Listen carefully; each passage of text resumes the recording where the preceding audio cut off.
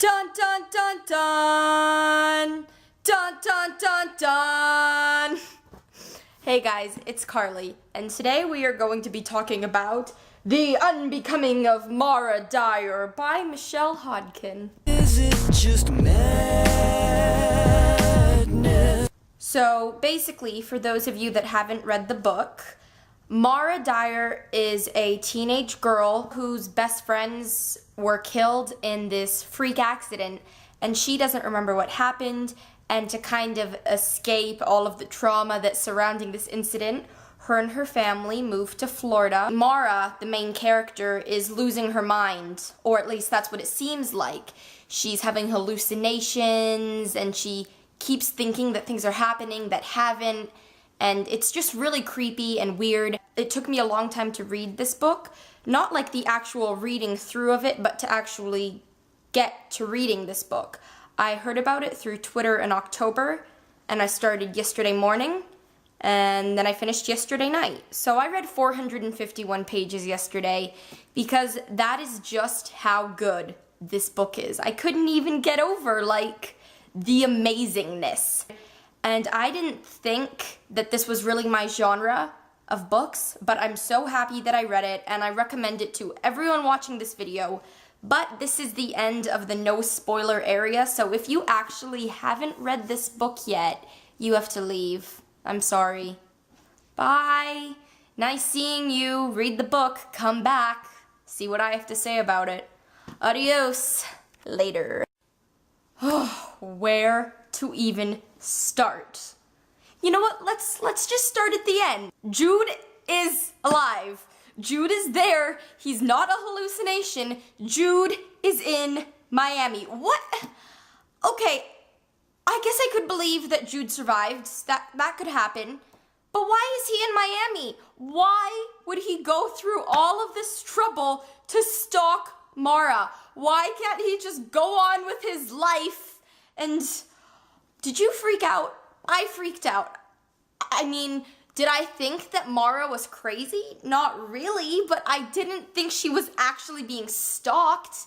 Maybe I thought she was being haunted, but not stalked, and oh, this just changes everything. I'm freaking out still. I've started reading the sequel, and it's just so much Jude creepiness.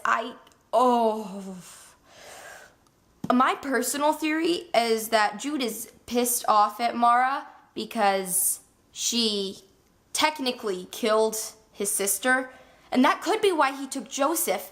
Like, oh, you killed my sister, so now I'm gonna take your brother. But he didn't kill Joseph, and he would have had the chance to.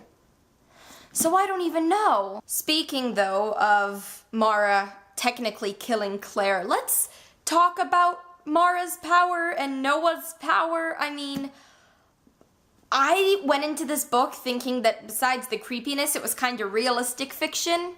Like, no magical powers and shit, but clearly I was wrong, so egg on my face. But I mean, the main character can kill people with her mind. Let that sink in for a minute. Mara can freaking kill people with her mind. And we don't know why. And we don't know why Noah can heal people, or why he only has visions of certain people who are in trouble. It's very, oh my god, I just hope this is explained more later, because I'm still kind of freaking out.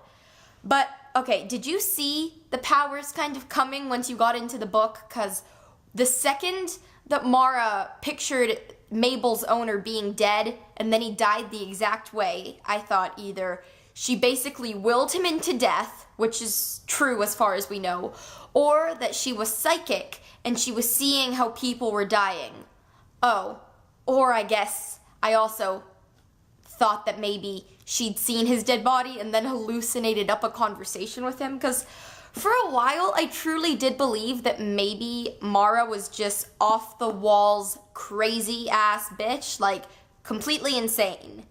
I guess that's not true, but I still feel like, wouldn't it be insane, no pun intended, if at the end of the third book we found out that this was all just some huge delusion. Mara's been in a mental hospital ever since everyone died back in December, And Noah, maybe, is another person at the hospital who she knows, so she put him in her delusion.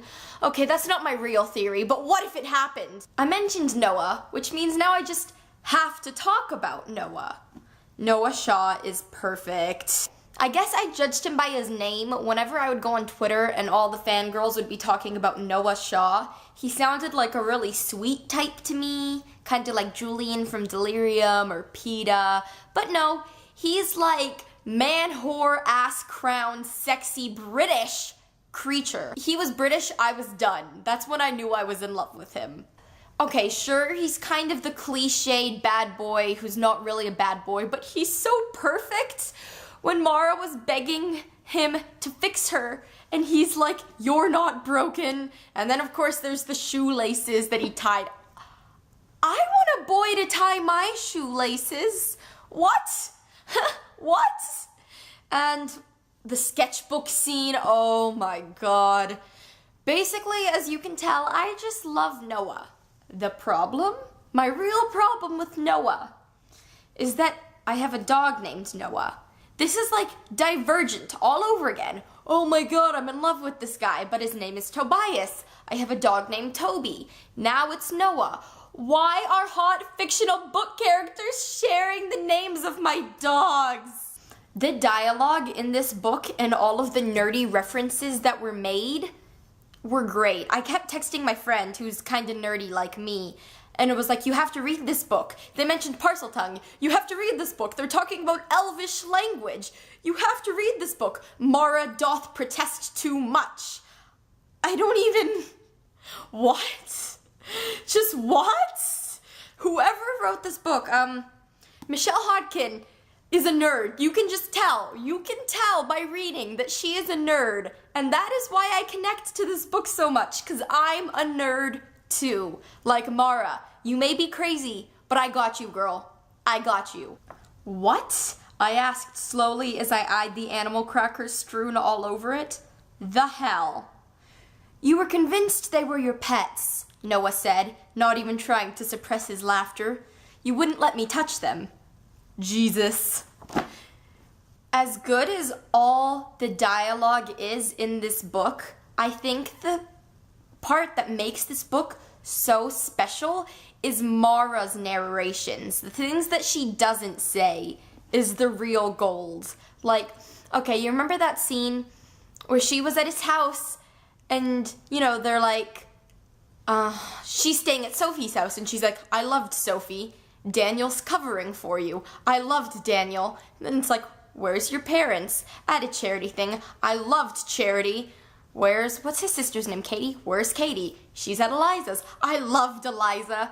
That scene was perfect. The things that Mara doesn't say but wants to say, basically, is great. Like Mara, I understand. I want to have Noah's babies too. Or when he was talking to her and she was counting down the steps till she got to the room because she didn't want to respond to him. Narrations like that is just what made the book perfect. What the hell is with this school? Croydon or whatever it's called? Why do they allow teachers to throw chalk at students? Why do they allow teachers to fail students for talking back? Why are Anna and Aiden still allowed to go there? They're dumbasses. Oh. The only thing that I really liked about this school, other than Noah, was Jamie. And they expelled Jamie. Do you love Jamie? Because if you don't love Jamie, I don't even think you deserve to read these books anymore. Honestly. Where is the building where she drank the chicken blood and there was the priest guy? Where did that building go? This doesn't even make sense. Maybe since Mara and Noah are both crazy, the building is there and they can't see it? I think that's this thing about the book, is that you never really know if you should believe what you're reading, because the narrator doesn't even know if they believe what's happening to them. You read a scene and you're wondering all along if it's actually happening. Did she hallucinate that the store vanished? I hope she hallucinated. I hope it's not gone, because If it really did disappear, I'm freaked out. There'll be a nightlight on in my room tonight. I have started the evolution of Mara Dyer. I'm about 120 pages in because I have to read a lot this week because it's BookTube-A-Thon. That being said, this video probably isn't going up as I'm filming it. It is Wednesday evening. This probably will not be up until BookTube-A-Thon's over, because the second I stop recording this, I'm running back to my room, cuddling Evolution of Mara Dyer to my chest, reading, maybe crying a little bit because Noah's so flawless, and screaming. Oh, and the lights in my house will all be on, because it's fucking scary. The one last thing I want to talk to you about is the number 213. I don't know if any of you guys picked this up. I don't know if I'm Mara Dyer level crazy, but there is something about the number 213, okay? Bear with me on this one. When Mara and Jude and Claire and Rachel were in that asylum, Jude pulls Mara into room 213. In 213, he tries to do his gross Jude stuff to her. She makes the building collapse, right? People die. Then, skip into the future. Remember how Mara kills her Spanish teacher, right? The Spanish room was room 213. Normally, maybe, hey, this is a coincidence, but this is literature. There are no coincidences. Something about the number 213 is important. I don't know why. I don't know why it is connected to death, but it's gonna come up. It may not happen in Evolution of Mara Dyer, it may not happen till Retribution of Mara Dyer, but it will come up, and I will laugh in anyone's face who thinks I'm crazy because the number 213 means something. Now, granted, there's nothing I don't think about the dog owner and the number 213, but hey, we know that Mara started school in like maybe late January, early February. Maybe he died on February 13th. Huh? Maybe at the courtroom, people got shot up at 2:13. Huh? Yeah, maybe that happened. I don't know. I guess I'll find out when I read. But if I am right and the number 213 is significant, suck it. Yeah. Picking stuff up. I'm weird. Probably why I read instead of hang out with friends. Ha! Because my camera actually takes batteries, and because my camera eats batteries, my camera is actually on its way to death. Again. Even though before I started filming, I took out my old batteries and put in new ones. So I guess that means it's time to say goodbye. I'm gonna go read Evolution of Mara Dyer now. So, bye, adios. I still don't know how to say goodbye in that many languages. I don't know. I sound crazy. I am. Bye.